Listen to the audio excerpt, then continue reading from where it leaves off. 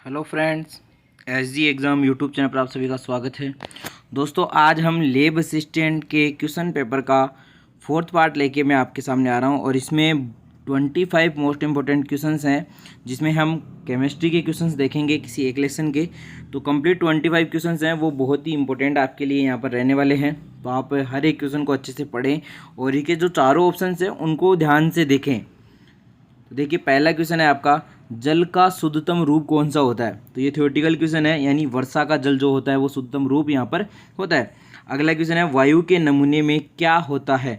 तो वायु जो होती है उसमें केवल ऑक्सीजन नहीं पाई जाती है, ऑक्सीजन के साथ नाइट्रोजन भी होती है, कार्बन डाइऑक्साइड गैस भी होती है, जलवाष्प भी होती है और कुछ अक्रिय गैसें भी उसमें मिली हुई होती है। और सबसे ज़्यादा वायु में क्या होती है, नाइट्रोजन गैस होती है, ध्यान रखना 78%।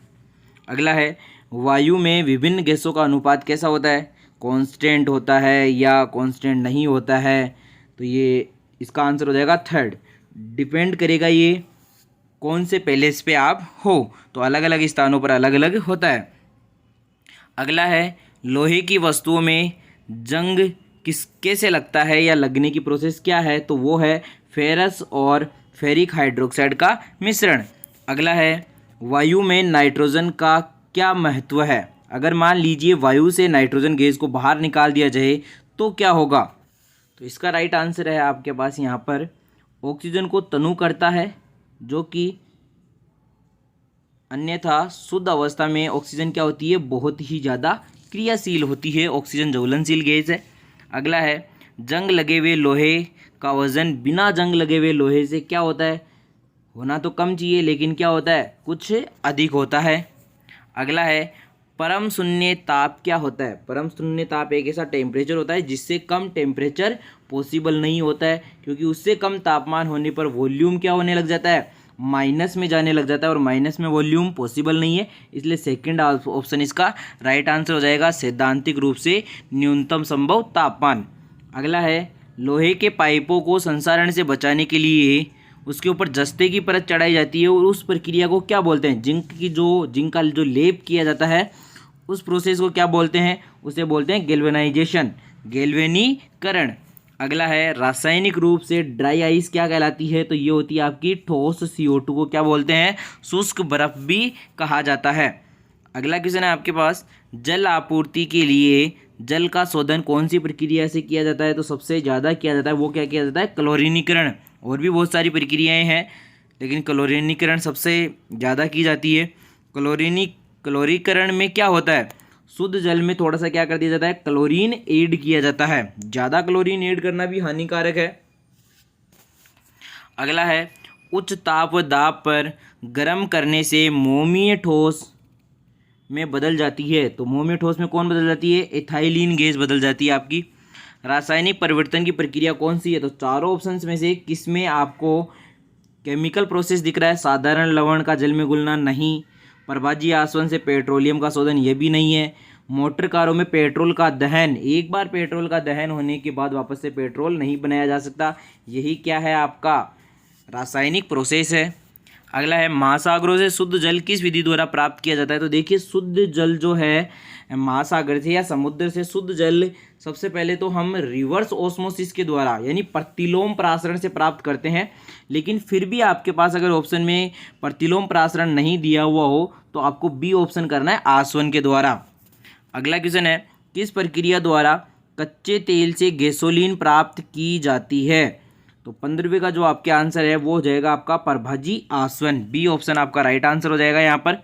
अगले क्वेश्चन की बात करते हैं, तापमान के केल्विन पैमाने पर जल का क्वथनांक क्या होगा। तो आप लोगों को पता है कि जो डिग्री केल्विन होता है वो किससे रिलेशन करता है, डिग्री सेल्सियस प्लस 100 से। आपको पता है कि जल का क्वथनांक कितना होता है, 100 डिग्री सेल्सियस प्लस इसमें 100 और ऐड कर दीजिए, सॉरी 100 नहीं, यहाँ पर 100 नहीं 273 आएगा। कितना आएगा, 273। तो 273 प्लस डिग्री सेल्सियस होता है वो केल्विन में आपका आंसर आता है। अगर मैं ये कहूँ कि 1 डिग्री सेल्सियस की वैल्यू केल्विन में कितनी होगी, तो 273.15 प्लस 1 तो 274.15 हो जाएगी। तो 100 डिग्री सेल्सियस पे क्वथनांक होता है, तो 100 प्लस 273 कितना हो जाएगा, 373 राइट आंसर आपका हो जाएगा। ठीक है, अगले क्वेश्चन की बात करते हैं, बारूद किसका मिश्रण होता है? तो बारूद आपके सी ऑप्शन राइट आंसर हो जाएगा यहाँ पर। इसमें कास्ट, कोयला, चारकोल भी मिला हुआ होता है, सल्फर भी होता है। अगला क्वेश्चन है, किस ठोस वस्तु को गर्म करने से उसका सीधे गैसीय रूप में अगर वो कन्वर्ट हो जाती है तो कौन सा प्रोसेस होता है? तो वहाँ पर होता है आपका सब्लिमेशन। क्या होता है? सब्लिमेशन, ऊर्ध्वपातन आपका होता है। अगला क्वेश्चन है, कपूर का आसानी से शोधन किसके द्वारा किया जाता है? सब्लिमेशन के द्वारा। किसके द्वारा? सब्लिमेशन के द्वारा। अगला क्वेश्चन है, सर्वाधिक आघात वर्धन्य धातु कौन सी है? यानी जिसको सबसे ज़्यादा पीट के लंबी चद्दर के रूप में कन्वर्ट किया जा सकता है, तो ये किस में होता है? सोने में होता है। और 1 ग्राम सोने से 1 किलोमीटर 2 किलोमीटर लंबा तार बनाया जा सकता है। 2 या 2 से अधिक धातुओं का मिश्रण क्या कहलाता है? मिश्र धातु कहलाता है। अगला क्वेश्चन है, मिश्रणों से यौगिकों को उनके विशिष्ट रूप से में अलग करने की प्रक्रिया क्या कहलाती है? तो 22 का राइट आंसर आपकी डी हो जाएगा, शोधन। अगला क्वेश्चन है, एक रासायनिक यौगिक जो 2 तत्वों से मिलकर बना होता है कैसा कहलाता है? द्विअंगी कहलाता है, बाइनरी। अगला क्वेश्चन है, जीवित तंत्रों के अध्ययन से संबंधित रसायन की शाखा कौन सी है? जैविक रसायन। कौन सी है? जैविक रसायन। अगला क्वेश्चन है, रसो चिकित्सा का संबंध किससे है? तो ये है रोगों के उपचार में रसायनों का उपयोग और उसका अध्ययन, जिसे ड्रग केमिस्ट्री के नाम से भी जाना जाता है। तो दोस्तों ये आपके बेसिक केमिस्ट्री के 25 क्वेश्चंस हैं। अगर बेसिक केमिस्ट्री से एक भी क्वेश्चन अगर आपके आया तो वो इन 25 क्वेश्चंस में से आने के पूरे चांसेस रहेंगे। और हर बार लेव स्टूडेंट के पेपर में ऐसे ही 2-3 क्वेश्चन आपको देखने को मिल जाएंगे।